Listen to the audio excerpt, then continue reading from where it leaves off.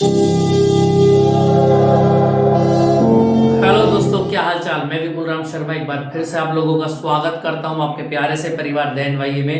तो दोस्तों, आज लेकर आए हम आप लोगों के लिए एक बेहतरीन से क्लास नंबर 110। और बहुत ही बेहतर तरीके से मैं आपको ये दोनों टॉपिक आज कराने वाला हूं, जो कि स्क्रीन पर आप लोगों को दिखाई दे पा रहे हैं। दोस्तों, पहला टॉपिक होगा हमारा एसी जनरेटर या एसी जनित्र या प्रत्यावर्ती धारा जनित्र, जिसको हम अपने घरों में यूज करते हैं। दूसरा टॉपिक होगा दोस्तों हमारा श्रेणी अनुनादी परिपथ, ठीक है, यानी कि सीरीज रेजोनेंस सर्किट क्या होता है। इन दोनों को हम यहां से पढ़ेंगे। ये तीनों टॉपिक, चारों टॉपिक बल्कि कहूंगा, जैसे कि इससे पहली क्लास में मैंने आपको पढ़ाया 108 में चौक कुंडली, 109 में मैंने आपको पढ़ाया ट्रांसफार्मर क्या होता है, स्टेप अप क्या होता है, स्टेप डाउन क्या होता है, NS upon NP equal to ES upon EP के इक्वल होता है ना।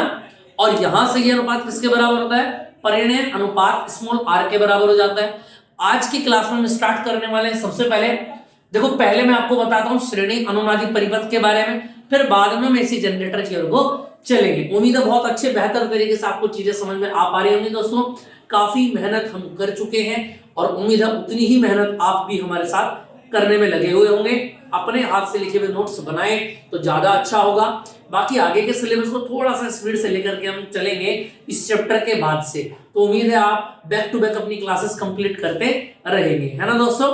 चलिए, अच्छा, फिजिक्स फर्स्ट आपकी खत्म होने वाली है, तो इसका भी सैंपल पेपर हम साथ में संडे टू संडे या वीक में 2 डेज इसको लगाना स्टार्ट कर देंगे। बाकी अगर हमारी इस बैच में सेकंड बुक हमारी एज इट इज चलती रहेगी दोस्तों। बड़े ही प्यार मोहब्बत के साथ आपका सिलेबस पूर्णतः कंप्लीट कराया जाएगा।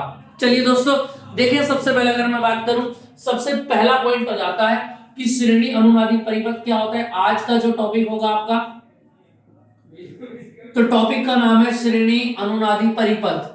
और ये परिपथ हमसे कहता क्या है, इसको बहुत ध्यान से बेहतर तरीके से आज के बाद आपको शिकायत नहीं होगी इस टॉपिक से रिलेटेड। जैसे कि अगर मैं बात करूं, क्या देखिए, जब LCR परिपथ में, इसको आप ध्यान रखेंगे, जब LCR परिपथ में प्रवाहित धारा का मान, याद रखेंगे आप, क्या हो जाए, अधिकतम हो जाए। धारा का मान क्या हो जाए, अधिकतम हो जाए, तो यह याद रखेंगे आप क्या कहलाएगा, श्रेणी अनुनादी परिपथ कहलाता है। बाकी यहां से जो प्रश्न बनेगा इसके ऊपर भी हम चर्चा करेंगे आज पूरी की पूरी। जो पेपर आए हैं उसके ऊपर भी मैं आपको दिखाऊंगा स्क्रीन पर कि कौन सा क्वेश्चन कब आया है, ठीक है। चलिए, तो देखें जरा, श्रेणी अनुनादी परिपथ कहलाता है। अच्छा, अगर मैं बात करूं आपको कि LCR परिपथ में, अगर मैं LCR परिपथ में Z निकालूं तो Z बराबर क्या होता है, R² plus XL defence XC का स्क्वायर। ये होती है हमारी प्रतिबाधा। क्लियर है, याद होगी सभी को, जो हमने निकाल के दिखाई थी आपको। LCR परिपथ में Z बराबर क्या हो जाता है, √R² plus XL defence XC का स्क्वायर। अब एक बात मुझे आप बताना जरा, भाई Z जो होता है वो I के कैसा होता है, व्युत्क्रमानुपाती होता है। यानी अगर I मुझे मैक्सिमम चाहिए तो सीधी सी बात है बेटा जी, Z मुझको क्या लेना पड़ेगा, मिनिमम लेना ही लेना पड़ेगा।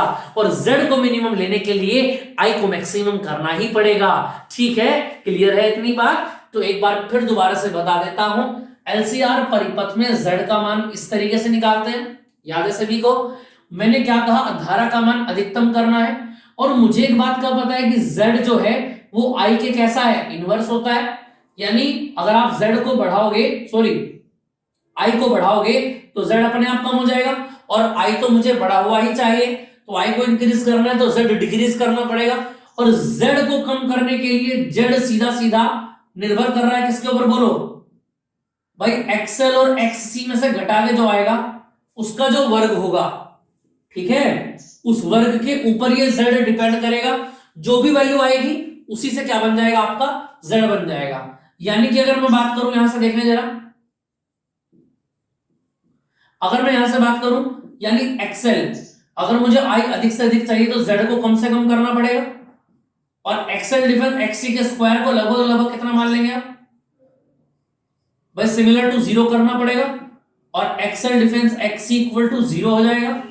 और एक्सएल, ये एक्स इधर आ जाएगा तो क्या बन जाएगा भाई, हमारी जो कंडीशन निकल करके आएगी वो क्या निकल करके आएगी, याद रखना कंडीशन आएगी एक्सएल बराबर एक्ससी, यानी याद रखना कि कुंडली का जो प्रेरकत्व का होगा प्रतिरोध एक्सएल, वो संधारित्र के प्रतिरोध यानी एक्सी, धारित्र के प्रतिघात एक्सी के बराबर होगा। अगर ये कंडीशन याद रखना, यदि किसी भी प्रश्न के अंदर एक्सएल बराबर एक्सी के आ जाता है तो याद रखना वो परिपथ आपका, वो एलसीआर परिपथ आपका क्या बन जाएगा, श्रेणी अनुनादी परिपथ, सीरीज रेजोनेंस सर्किट आपका वो बन जाता है। अब यहां से एक बात और ध्यान रखेंगे, क्या कि भाई इसकी शर्त क्या है, और अगर हम इसकी शर्त की बात करें दोस्तों तो देखना शर्त क्या निकल के आएगी। मुझे एक बात का पता है, एक्सएल बराबर किसके, एक्सी के। एक्सएल का फॉर्मूला अपन करो एल इंटू ओमेगा, और एक्सी का 1/c इंटू ओमेगा। ओमेगा को ओमेगा के पास ले जाते हैं तो ओमेगा स्क्वायर हो जाएगा, और एल इंटू सी नीचे आ जाएगा। यहां तक की बात तो समझ में आ गई भाई, ओमेगा को इधर ले आया तो ओमेगा स्क्वायर हो गया, एल को नीचे ले गया तो इंटू में हो गया। ओमेगा को फॉर्मूला खोलो 2πn, और इसका लगा दिया आपने स्क्वायर, और 1/l इंटू सी, इसको स्क्वायर करो कितना बनेगा 4π² n square equal to l into C, और n इक्वल टू बोलो ऐसे कितना बन जाएगा 1/4π, और यहां से आएगा 1/l इंटू सी, यानी कि अगर मैं n निकालूं तो स्क्वायर को उधर भेजना पड़ेगा दोस्तों, और जैसे ही हम स्क्वायर को बराबर के दूसरी ओर भेजेंगे तो हम जानते हैं वर्ग बदल जाता है अंडर रूट में, तो पूरे पर जब अंडर रूट आएगा तो 1/, इसमें से क्या निकल के आएगा बोलो, पूरे पर अगर अंडर रूट आ जाएगा भाई यहां से कितना आएगा, पाई का स्क्वायर है ना, तो 1/2π तो बाहर आ जाएगा, और 1/l इंटू सी अंदर आ जाएगा। तो ये आपकी बन जाएगी कंडीशन, और ये फॉर्मूला आपका क्या आ जाएगा बताना जरा, n equal to 1/2π under root 1/l into C, ये आ जाती है श्रेणी अनुनादी आवृत्ति। लिखेंगे इसको आप यहां पर, श्रेणी अनुनादी आवृत्ति। अब कई सवाल ऐसे होंगे जो ये कंडीशन लगा के सॉल्व होंगे, और कई सवाल ऐसे होंगे जिसमें डायरेक्ट आपको लगाना पड़ेगा कि n equal to 1/2π under root 1/l into C. Clear है इतनी बात? तो उम्मीद है यहां तक की बात आपको समझ में आ गई होगी। इसको कॉपी करना चाहे तो कॉपी कर सकते हैं जल्दी से। फिर मैं दूसरा टॉपिक आज आपका कराता हूं, और दूसरा टॉपिक हो जाता है हमारा एसी जनरेटर, जिसको हम बहुत ही बेहतर तरीके से यहाँ पर स्क्रीन पर पढ़ेंगे, और फिर इसके बाद के जो क्वेश्चंस आए हुए हैं उन क्वेश्चंस को मैं यहाँ पर आपको दिखाऊंगा। चलिए दोस्तों देखो, एक ही प्रश्न कई बार क्या हो जाता है, घुमा घुमा के पूछ लिया जाता है, तो हमको ये भी समझना है कि एक ही प्रश्न को कितनी बार घुमा घुमा के पूछा गया है, जिससे कि जब हमारे सामने वो नया रूप लेकर के आए एग्जामिनर उस प्रश्न का, तो वो हमसे बिल्कुल भी चूक ना पाए, हम उसको तुरंत पहचान लें कि हाँ हमने ये उस दिन पढ़ा था, या उस दिन विपुल सर ने हमें बताया था कि यही प्रश्न इस रूप में भी आ सकता है।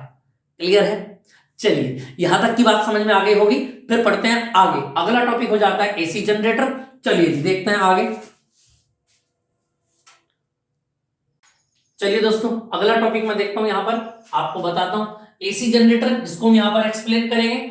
लिखने का वर्क थोड़ा सा ज्यादा है तो मैं इसको पीडीएफ से यहां पर करा देता हूं, क्योंकि मैं उम्मीद में हूं कि इस बुक को जल्दी से जल्दी आपका खत्म करके फिर इसके सैंपल पेपर आपको लगवाने स्टार्ट कर दूं। बाकी सेकंड बुक आपकी एज इट इज इसी बैच में चलती रहेगी, जैसा कि मैंने आपको बताया स्टार्टिंग में। चलिए तो देखिए जरा, प्रत्यावर्ती धारा जनरेटर क्या होता है और किस किस तरीके से हम इसको यूज करते हैं। आपने देखा होगा घरों में जब जब लगभग लाइट भाग जाती है, या शादी ब्याह जहां पर भी होता है वहां पर जनरेटर की व्यवस्था जरूर कराई जाती है कि अगर लाइट भाग गई तो जनरेटर में तेल डाल के इसको हम चला देंगे, और वही हम यहाँ पर पढ़ने वाले हैं कि आखिर ऐसा क्या होता है कि तेल डाल करके अपनी जो है हम घर की बत्ती या बिजली पंखे चला सकते हैं। ठीक, चलिए उससे पहले मैं 2 लाइन आपको कहना चाहूंगा, और आपका मोटिवेशन बरकरार यहाँ पर मैं रखूंगा इस क्लास में, और उम्मीद है जितनी भी बातें मैं आपको बताता हूं आपके माइंड से होती हुई दिल तक आपके जरूर पहुंचती होंगी दोस्तों। तो संभालना मेरी ये 2 लाइन, और अपनी पढ़ाई में अपनी एनर्जी में जबरदस्त तरीके से अपनी एनर्जी देना। ठीक, देखिए जरा, मैं तूफानों में चलने का आदी हूं, मैं तूफानों में चलने का आदी हूं, तुम मत मेरी मंजिल आसान करो। मैं तूफानों में चलने का आदी हूं, तुम मत मेरी मंजिल आसान करो। है फूल रोकते कांटे मुझे चलाते, है फूल रोकते कांटे मुझे चलाते, मरुस्थल पहाड़ चलने की राह बताते, सच कहता हूं जब मुश्किल ना होती तो, सच कहता हूं जब मुश्किल ना होती तो, मेरे पग तब चलने में भी शर्माते हैं। सच कहता हूं जब मुश्किल ना होती तो, मेरे पग चलने में भी शर्माते हैं। मेरे संग चलने लगे हवाएं, मेरे संग चलने लगे हवाएं, जिससे तुम पथ के कणकण को तूफान करो। मैं तूफानों में चलने का आदी हूं, तुम मत मेरी मंजिल आसान करो। मैं तूफानों में चलने का आदी हूं, तुम मत मेरी मंजिल आसान करो। तो चलिए दोस्तों बढ़ते हैं आगे। इसी के साथ देखिए जरा स्क्रीन पर आपको दिखाई दे पा रहा होगा प्रत्यावर्ती धारा जनित्र डायग्राम भी मैं आपको साथ साथ बनाता हुआ चलूंगा। तो देखें जरा सबसे पहले इसके सिद्धांत के बारे में कि प्रत्यावर्ती धारा जनित्र अर्थात डायनामो, इसका दूसरा नाम भी याद रखेंगे आप, इसको डायनामो भी कहते हैं। ठीक है भैया। और बताया गया एक ऐसा वैद्युत यंत्र है, चुंबकीय यंत्र है, जिसके द्वारा यांत्रिक ऊर्जा को वैद्युत ऊर्जा में बदला जाता है। इसका प्रिंसिपल आप बहुत अच्छे से याद रखेंगे कि यांत्रिक ऊर्जा को डायरेक्ट कन्वर्ट करेगा भैया वैद्युत ऊर्जा में। ये 1 नंबर में भी पूछ लिया जाता है, इस बात को याद रखना। आप क्या करेगा, ये यांत्रिक ऊर्जा को डायरेक्ट वैद्युत ऊर्जा में परिवर्तित करेगा। क्लियर है। जिसके द्वारा अच्छा इसका प्रयोग प्रत्यावर्ती धारा उत्पन्न करने में किया जाता है, एसी धारा को ये जनरेट करता है। उसके बाद सिद्धांत की बात आ जाती है, जब किसी बंद कुंडली को चुंबकीय क्षेत्र में तेजी से घुमाया जाता है तो उसमें से गुजरने वाला वैद्युत फ्लक्स रेखाओं की संख्या में लगातार परिवर्तन होता रहता है, जिससे कुंडली में धारा उत्पन्न हो जाती है। क्लियर है। इसके बाद 4 भाग इसके बताए गए हैं, जैसे कि क्षेत्र चुंबक, आर्मेचर, सर्पी वलय और ब्रुश। चारों भाग में आपको यहां पर समझाता हूं डायग्राम के माध्यम से। हालांकि पीडीएफ में भी आपको दिखाई दे पा रहा होगा, अलग से मैं डायग्राम और भी बना देता हूं। और उम्मीद है ये डायग्राम बहुत ही बेहतर तरीके से आपको समझाने में कोशिश करेगा।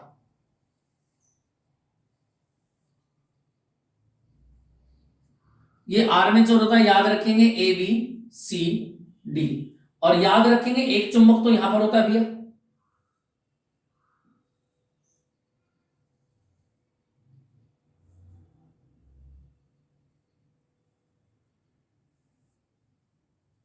ठीक समझ में आ पा रही है। और एक चुंबक होता है भैया यहां पर,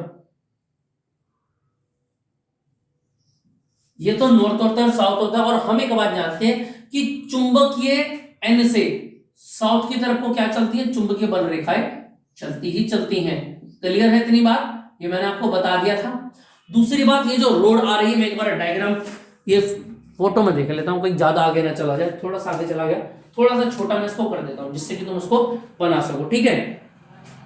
इसके बाद की अगर मैं बात करूं तो ध्यान रखेंगे आप 2 स्लिप, एक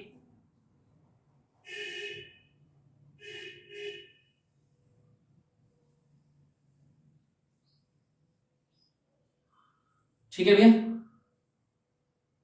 इस तरीके से यहां से रोड निकलेगी, ये पूरी की पूरी रोड निकलेगी यहां से,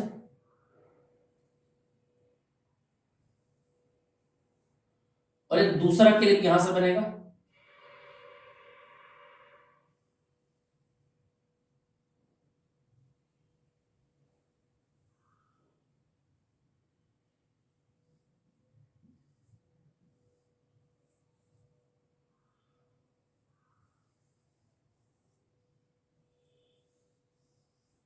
और यहां से आप अपने डिवाइस को लगाएंगे, जैसा कि पीडीएफ में ये बल्ब हो जाएगा आपका। ठीक है। और इस तरीके से करंट प्रवाहित होकर के यहां पर यहां से करंट आएगा और यहां से होकर के फिर दोबारा से इसमें होता हुआ वापस चला जाएगा। याद रखना ये ब्रुश B1 होगा, ये ब्रुश B2 होगा, ये सर्पी वाला S1 होगा और ये S2 होगा। अब एक बात याद रखना कि जो रोड है, ये रोड एंड तक जाती हुई रहेगी, इसमें को निकलती हुई आखिर तक जाएगी और इस तरीके से इसमें ये रोटेट करेगी। क्लियर है। सीधी सीधी सी बात अगर मैं आपको बताऊं, देखो जैसे कि अगर आप देखा होगा जनरेटर में एक तरफ आप रत्ती लगाते हैं तो छोटी सी रोड बाहर निकली रहती है जिसके अंदर रत्ती को फिट करते हैं, वो रोड कहां होती है, वो यहां होती है, बाहर निकली रहती है, और वो रोड सीधी चली आती है पूरे जनरेटर को पार करते हुए आखिर में चली जाती है। और सबसे आखिर में जाके आपने देखा होगा क्या कि जनरेटर में सबसे आखिर में पंखा लगा रहता है जाली के पास, वो पंखा नहीं होता, वो प्लेट होती है, ऐसी आयताकार प्लेट होती है। लेकिन जब ये प्लेट बहुत हल्की होती है, इसको बोलते हैं आर्मेचर। क्या बोलते हैं? आर्मेचर। फिर दोबारा ध्यान रखेंगे, इस प्लेट का नाम क्या होगा? आर्मेचर होगा, और प्लेट का नाम होगा ए बी सी डी। फिर दोबारा से बोलेंगे मेरे साथ, प्लेट का नाम क्या होगा? A B C D. यहां से 4 पार्ट आप देखने को मिलेंगे। सबसे पहले अगर मैं बात करूं, सबसे पहला हो जाता है क्षेत्र चुंबक। समझ में आ रही है बात? क्षेत्र चुंबक, ये बड़ी बड़ी चुंबकें हैं 2, इसको हम बोलते हैं NS। दूसरा पॉइंट हो जाता है हमारा, ये भाग में लिखा रहा हूं उसके, armature A B C D. ये लो जी, ये आर्मेचर कुंडली हो जाती है। उसके बाद नंबर 3 आ जाता है आपका, नंबर 3 आ जाता है क्या? ब्रुश। और ब्रुश हो जाता है आपके B1 और B2। और नंबर 4 हो जाता है सर्पी वलय, और सर्पी वाला हो जाता है S1 और S2। एक बात हमेशा याद रखेंगे कि ब्रुश जो होते हैं वो क्या होते हैं? फिक्स होते हैं, स्थिर, और सर्पी वाले परिवर्तित होते हैं। अब होता क्या, घटना देखो कहां से स्टार्ट हो जाती है, मैं पहले आपको बता देता हूं। ये 4 भाग जो आपको दिख गए, क्षेत्र चुंबक ये हो गया, आर्मेचर ये हो गया, ब्रुश ये B1 B2 हो गए जो बदलते रहेंगे, सर्पी वाले S1 S2 जो फिक्स हो गए। S1 S2 क्या होता है? सर्पी वाला होता है जो चेंज होता रहेगा। क्लियर है इतनी बात? अब यहां से आगे की बात को स्टार्ट करते हैं कि एसी बनेगा कहां से। देखो दोस्तों, ध्यान रखना इस बात को कि जब भी चुंबकीय क्षेत्र पूरी जाएंगे रेखाएं, जैसे अगर मैं बोल दूं ये प्लेट फ्लैट है, तो सारी रेखा यहां से निकल करके सीधी जा रही है। लेकिन अगर ये प्लेट को मैं खड़ी कर दूं तो ये सारी रेखा यहां पर रुक जाएंगी। हाँ के ना बोलो, अरे हाँ के ना। ये सारे, अगर ये प्लेट खड़ी हो गई तो ये रेखाएं सारी रुक जाएंगी, यहां तक कोई रेखा नहीं पहुंचेगी। फिर प्लेट हो गई तो फिर चली गई, फिर खड़ी हो गई, ये प्लेट फिर खड़ी हो गई। अगर मैं इसको गोल गोल घुमाऊंगा, जैसे मैं एक बार घुमाता हूं ना हत्ती, तो ये प्लेट कम से कम 2 बार पलट जाती है, ये ध्यान रखना। जैसे ये प्लेट फ्लैट होगी तो रेखाएं पूरी जाएंगी, पूरा चुंबकीय क्षेत्र बन गया। लेकिन जैसे ये खड़ी होगी तो चुंबकीय बल यानी चुंबकीय क्षेत्र B में लगातार परिवर्तन होता रहेगा, जिससे कि यहां पर क्या हो जाता है? चुंबकीय क्षेत्र में परिवर्तन हो जाता है, एक विद्युत वाहक बल बन जाता है, प्रेरित विद्युत वाहक बल, और तुरंत क्या हो जाती है? प्रेरित धारा, इंड्यूस करंट बहने लगता है, जिस करंट को आप यहाँ के माध्यम से बाहर ले लेते हैं, अपना बिजली, पंखा, फ्रिज, कूलर सब चीजें चलाते हैं चकाचक एकदम। उसके बाद फिर दोबारा से वही धारा उसी जनरेटर में जाकर के एंटर कर जाती है, परिपथ पूरा, ठीक है, और धारा बहने लग जाती है। थोड़ा सा थ्योरी की ओर देख लेते हैं क्या लिखा हुआ है। क्षेत्र देखे, पार्ट्स मैंने आपको बताई दिए। क्षेत्र चुंबक, यह एक शक्तिशाली चुंबक NS होता है, जिसके द्वारा चुंबकीय बल रेखाएं ध्रुव N से कहां जा रही है? S की ओर को जा रही है। बहुत बढ़िया। उसके बाद आर्मेचर कुंडली, चुंबक के ध्रुवों के बीच में तांबे के तार की कुंडली बनी रहती है, और इस कुंडली का नाम क्या होता है? ABCD कह दो चाहे PQRS कह दो, कोई मतलब नहीं है। आर्मेचर कुंडली कहते हैं। सर्पी वलय कुंडली के सिरों का संबंध अलग अलग तांबे के 2 छल्लों से होता है, एक का इस छल्ले से और एक का दूसरे छल्ले से, ठीक है, जो आपस में एक दूसरे को स्पर्श नहीं करते, अलग अलग रहता है, याद रखना भैया, ठीक है। और कुंडली के साथ घूमते रहते हैं। सर्पी वलय कुंडली के साथ साथ घूमते रहते हैं। क्लियर? अगर ये घूमेगी तो ये भी घूम जाएंगे। क्लियर? दूसरा आ जाता है चौथे नंबर पर ब्रुश। ये दोनों छल्ले कार्बन के ब्रुश, ठीक है, क्या होते हैं? B1 और B2 कार्बन के ब्रुश B1 और B2 होते हैं, और ये ब्रुश स्थिर होते हैं। इन ब्रुशों का संबंध उस बाह्य परिपथ से कर देते हैं जिसमें विद्युत धारा भेजनी होती है। उसके बाद क्रियाविधि पर आ जाते हैं दोस्तों। देखिए थोड़ा सा तेजी से मैं इसको बताना स्टार्ट करूंगा। जैसे मैंने आपको बताया कि जब आर्मेचर कुंडली ABCD घूमती है तो कुंडली से होकर गुजरने वाले फ्लक्स रेखाओं में परिवर्तन हो जाता है, अतः कुंडली में प्रेरित धारा उत्पन्न हो जाती है। कुंडली को क्लॉकवाइज, दक्षिणावर्त दिशा में घुमाया जाता है। ये दक्षिणावर्त दिशा में घुमाया जा रहा है। PDF में आपको दिखाई दे रही होंगी सारी बातें जो मैं बोल रहा हूं, ठीक है। उसके बाद कि कुंडली की भुजा AB भुजा की ओर तथा भुजा CD नीचे की ओर, जब इसको घुमाएंगे तो AB कहां जाएगा? ऊपर। भैया ऐसे तो ऐसे जाएगा, AB वाली भुजा ऊपर उठेगी और CD वाली नीचे जाएगी। क्लियर है? समझ में आई बात? अतः फ्लेमिंग के नियम से प्रेरित धारा की दिशा चित्र के अनुसार होगी। यह धारा ब्रुश B1 से बाहर जाती है तथा B2 से पुनः कुंडली में वापस आ जाती है। जैसे कि कुंडली ऊर्ध्वाधर स्थिति से होकर गुजरती है, जो भुजा AB नीचे की ओर तथा CD ऊपर की ओर करने लगती है और ब्रुशों से वापस इसी में आ जाती है। इस प्रकार प्रत्येक आधे चक्कर के बाद बाह्य परिपथ में धारा की दिशा बदल जाएगी। इस परिपथ में प्रत्यावर्ती धारा उत्पन्न होती है।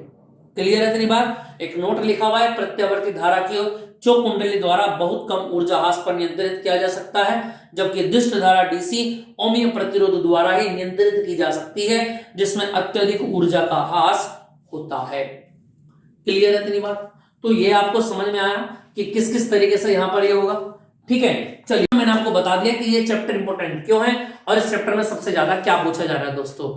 चलिए तो फिर दोस्तों मिलते हैं नेक्स्ट क्लास में। उम्मीद है हमारी ये जो वीडियोस हैं आपको पसंद आ रही होंगी और आपको लगता है कि इन वीडियो को शेयर करने से किसी भी बच्चे का भला हो सकता है, तो उसको जरूर शेयर कीजिए दोस्तों।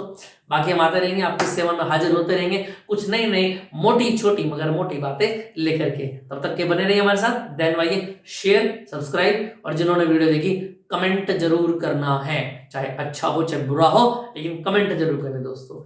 जय हिंद।